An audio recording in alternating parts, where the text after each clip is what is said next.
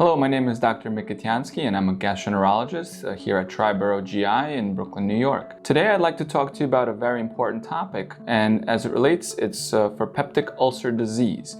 Now, peptic ulcer disease, or stomach ulcers as it's otherwise called, is a very interesting, important, and common problem that we see in our office practice. Some of the symptoms of peptic ulcers include pain in the stomach, bleeding, black stool, or even gnawing discomfort that's very mild.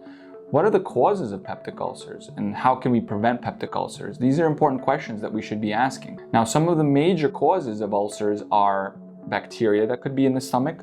The main bacteria that we're talking about here is H. pylori or Helicobacter pylori. Now, other things can cause ulcers too, like medications that you may be taking that are even over the counter. Things like ibuprofen or Motrin or Advil, naproxen, Aleve, and aspirin even, which is a very common medication that many people take for their heart, can cause ulcers. Now, ulcers can be harmless or ulcers can be very dangerous. Either way, it's very important that we make a diagnosis of ulcers so that we can get you treated right away.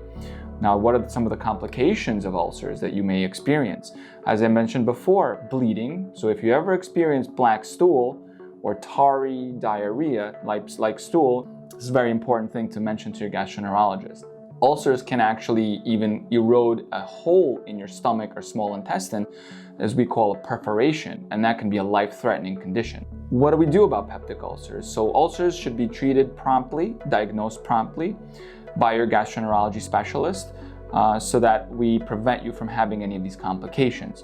So if you're experiencing any of these symptoms, pain in the stomach, bleeding or black stool, any kind of blood that you're noticing from the rectum or vomiting blood, if you're on these types of medications like ibuprofen, aspirin, naproxen, Aleve, anything like that, you should probably talk to your gastroenterology specialist about this, especially if you're having pain or any of these symptoms, to make sure that you get checked for ulcer. How do we treat ulcers? Usually it's medication and lifestyle modification and discontinuation of these medications. What are the ways we diagnose ulcers? Typically we do that by doing an endoscopy or a camera test that looks inside your stomach and your small intestine. It's very important that we bring awareness to peptic ulcer disease, as it's a very common thing we see in our practice.